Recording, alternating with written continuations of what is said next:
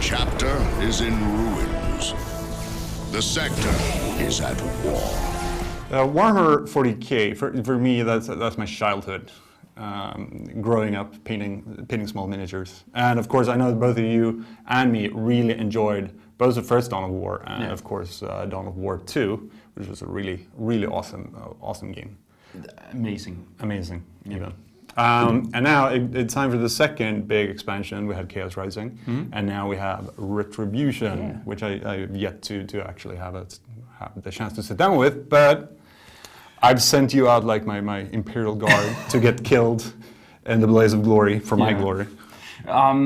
First of all, what has always impressed me about Relic, of course, who's the developer of the series, is that Relic, even though they are more or less just a real-time strategy developer right now, I know they're coming with a Warhammer action game and everything, but still, they are one of the few developers who never sit still and who always not only refines their games but comes up with new clever ideas, and they don't actually disappoint in Retribution, because the biggest new thing to Retribution is that it has gone from you just focusing on your little team of really insanely powered heroes to actually being able to recruit troops like you would in most ordinary real-time strategy games, and like you can do in the multiplayer of Dawn of War 2.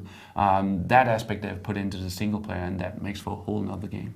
Because looking back at Dawn of War 2, it turned into, like, you had your squads of Space Marines that you follow them through a storyline, and you didn't really have the building of bases and stuff like that we'd expect from real-time strategy games. So how does that work, putting that into the single player? What you're describing there is actually what I loved about Dawn of War 2, because in most games where they take the base building out of the game, you have resources of some sort, but they also manage to avoid that, because you have these orbital relays where you could just, every time someone from your troop died, you could just respawn him at the last orbital relay. And I loved that system, because it made for the first squad-based strategy game that I have played that wasn't at all punishing, but was just there to entertain you. So I was just absolutely entertained by that. And it's the same in the new game.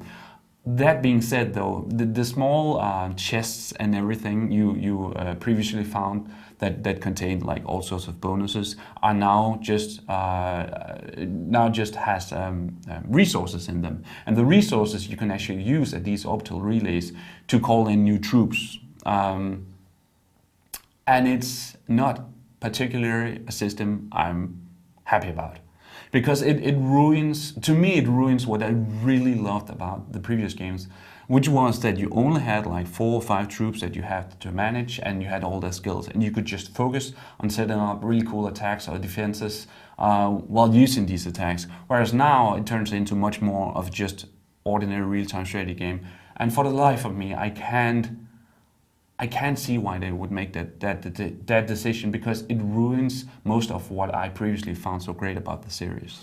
Yeah, because Dawn of War 2 played much more like some form of RPG than it did a real-time strategy game. So have they taken out all the fun loot and stuff like that? No, the loot and the leveling up and everything is still in the game. The skill system has actually been revised.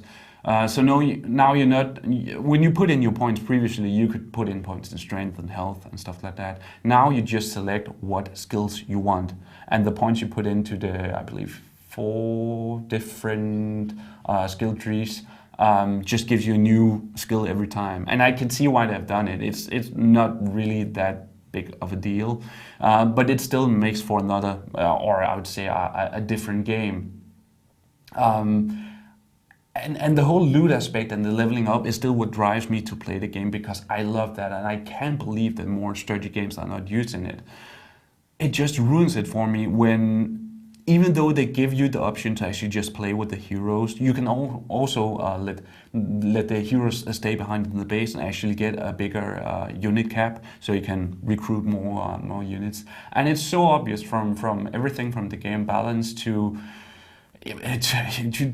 just everything you experienced in the game, that the game has been tuned with you recruiting troops.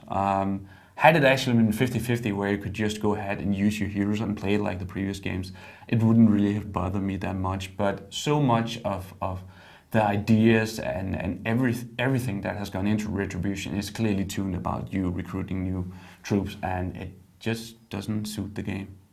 But what a lot of strategy fans, a lot of 40k fans want to know is, of course, stuff like, as you say, new troops, new units. What's new? Yeah, the Imperial Guard has been added to the game in the single player as well, because this time the story, which was really strong in the previous games as well, have more or less been made so broad that you can select between all the different races from the start and actually play them in single player, which is a new thing to the series. Unfortunately, that also means that they have the broadness of the story has also made it so that it's not as focused anymore and really not as exciting anymore. The Space Marines and everything that goes on with their leaders and everything, there's this whole subplot with the leaders possibly being overtaken by chaos. Yes, exactly.